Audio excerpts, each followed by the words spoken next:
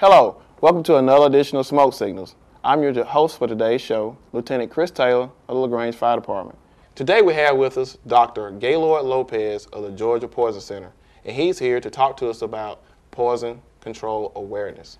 Good morning, how are you doing today? I'm doing great, how about you? I'm doing great. It's an honor to have you on the show today, and I know you have a busy schedule, but we appreciate the opportunity for you to come out and talk to us about a very important topic.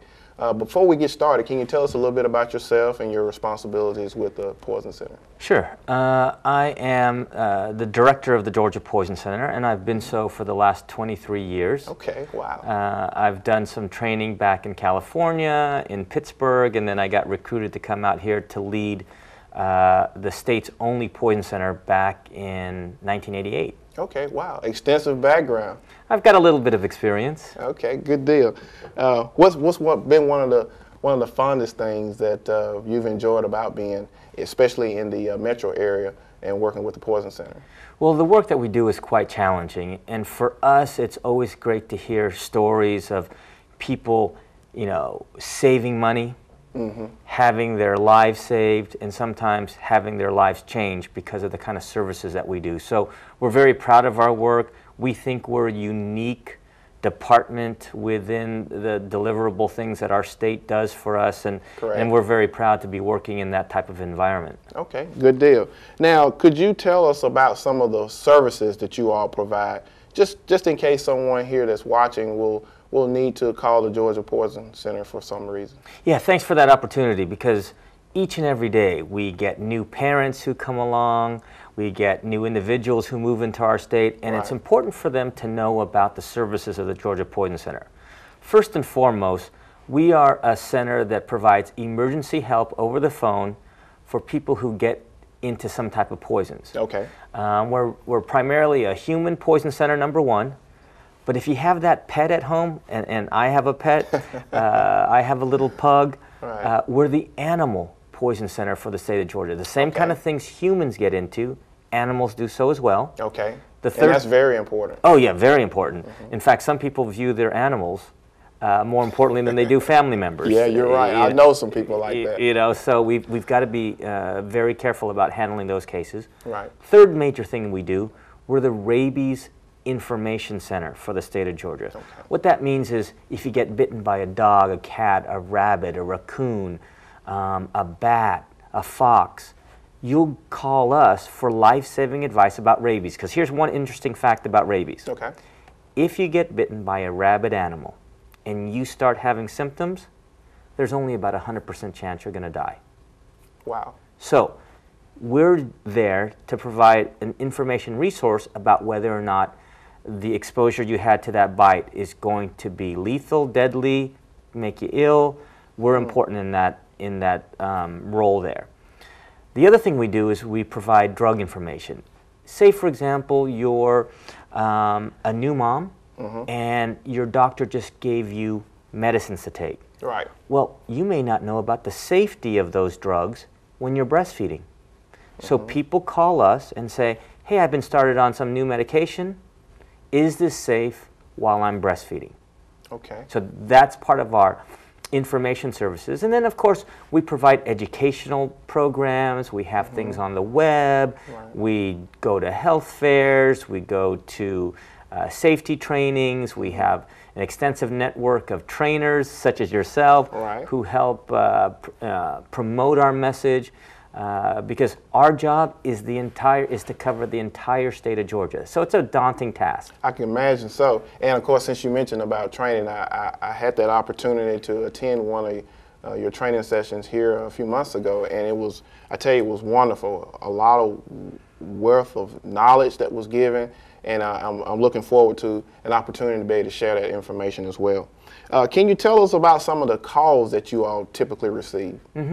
We break our calls into two major areas, those involving medicines or drugs, and those that are non-drugs. Let's first talk about medicines. Okay. The ones that we get called about primarily, in fact, they're like our top 3 agents, if you're looking at medicines, are surprisingly number 1, cough and cold preparations. Okay. Think about the seasons we go through, summer, winter, hay fever. Right. Those kind of calls are plenty. Right. The second leading drug class would be like your pain medicines, like your acetaminophen products, your ibuprofen products, those kind of, and you know them as Tylenol and Motrin. Right, exactly. Aspirin. Those are the ones that we call about second most.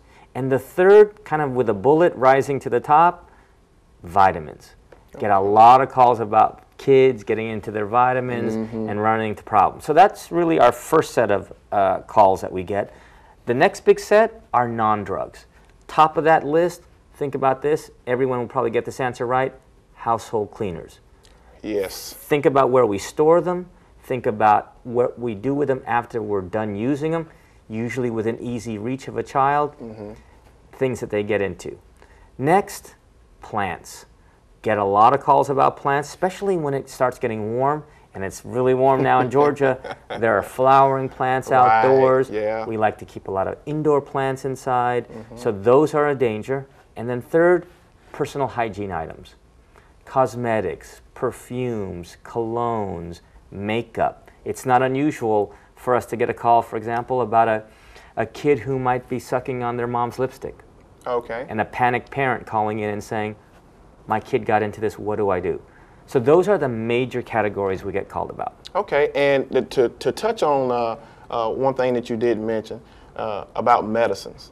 Now, of course, a lot of times people get medicines and they may not even really look at what the dosage is and things of that nature, or what the ingredients are in that particular prescription. And then they take it and they have some kind of reaction or side effect, and they're like, well, why is this happening? Well, you know, a lot of times that information is packaged in. Can you kind of touch on that a little bit?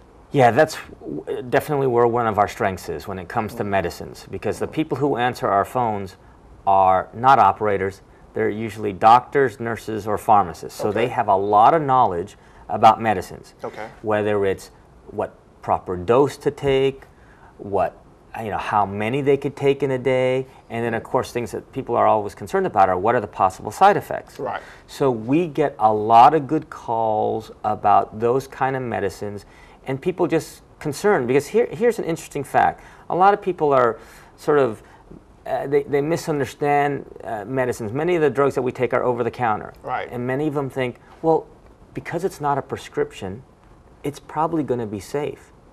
But that's not always the case. You know, it's all a matter of dose, how often you take it, and of course, these are some of the things that we know can also harm you. For example, a product like acetaminophen, you know, well known to cause problems, but it's over the counter. You don't need a prescription. Right, easy to get. Easy to get, so people need to be aware that there are dangers with many of our drugs, and it's all, because every drug is a potential poison. Okay. Every drug is a potential poison, and it all relates to dose. So getting information from us would be critical. Okay. Now, and since we're talking about that, what are some reasons why people are poisoned? Well, when you start looking at kids make up about 70% of all our calls. And it's generally kids in the age group of 6 and under. Okay. Why do they get into things? They're curious. Oh, yeah. They're starting to know their environment. And let's face it, as a parent myself, there could be issues such as lack of supervision. We may have two sets of eyes, one in the back of our heads and one in the front, but we're not able to keep an eye on our children at all times. Right. All it takes is a blink, and they're into things. And then there are other issues like we're careless, even as adults. I know there have been cases where people have, for example, gotten to the bathroom, not turned on the lights, and brushed their teeth with something like Preparation H. Wow. So being careless and not knowing what you're doing oftentimes leads to these kind of accidents happening. You're right. And of course, sometimes these carelessness can be a result of maybe being impaired on some type of drug or alcohol or something like that. And people need to be aware of, you know, what they're doing, especially when they're, you know, when you talk about poisons and things of that nature, because it could be a life or death situation. Absolutely. And some of it could be not even impaired. They could just be, you know, waking up from a sleep, not even realizing they've substituted one product for another. They've run into problems, or, you know, very common, someone taking another person's medicine by accident. Yeah, you're right. And of course, that has been, and let's talk about that. A lot of times people have family members who have prescription drugs, and if they have a symptom that's similar to them, then they feel like, well, okay, well, I can take this and maybe I can feel better. You want to talk about that? Because I know that's probably a big issue. Very common. We all want to play doctor. Number one, we all want to play doctor, and we all want to avoid going to the doctor. So it's not uncommon for us to say, take that antibiotic, take that pain pill that is prescribed for another family member. You know, maybe not take the same dose because I'm feeling a little bit more ill than my spouse. So I'll take 3 instead of 1. All common mistakes that we encounter in our job. I mean, that's why we have a job at the Poison Center. Right. Because we have people who like to self-treat. You know, they'll go out to the pharmacy and buy medicines. They'll use other people's medicines. And if not careful, can run into major issues. Okay, and of course, and a lot of times when those issues occur, you know, these individuals need to know, hey, I need to get some help and I need to get some help quick. That's exactly what we're there for. Okay, and do you have any statistics specifically for our local area about the calls and type of incidents that you all respond to? Yeah, Troup County is really no different from many of our other 159 counties in the state of Georgia. Last year, during this time, we had almost 1,000 calls from this very county. Okay. And very much mirrors what's going on. A majority of cases are about kids. Thank goodness about 80%, a little bit over 80% of the calls that come from this county don't require anything. They require more reassurance Okay. and saying to them everything's going to be okay than anything else. And what are they getting into? The same kind of things that people get into all over the state, medicines and prescription drugs. And with kids, a lot of them are getting into things around the house, cleaners and agents, and they're getting bitten. You know, a real interesting fact is we get a lot of calls about bites and stings, and Right. Troup County is no different. Bee stings, ant stings, and the one that we handle a lot in Georgia, snake bites. Wow. And of course, with us being an emergency medical provider in our community, a first responder in the fire department, we run up on some of these calls. And then, of course, our EMS service, I mean, they run quite a bit of these calls too as well. But the thing is, you know, when we run across those situations, we treat them with the best possible way of being able to treat them, and then of course calling the Poison Control Center if we need additional information, because that's very, very crucial. Yeah, I think we'll provide a great resource for people like you who are first responders in the field. We have the latest information on our databases. We use computerized databases that give us the most current, the most up-to-date information, and you access us, you need help, we'll hopefully be able to provide it in a timely manner. Okay, good deal. Well, man, that's been some great information, Dr. Lopez, and we're going to have to take a break, but when we come back, we're going to have more with Dr. Lopez here on Smoke Signals. Stay tuned.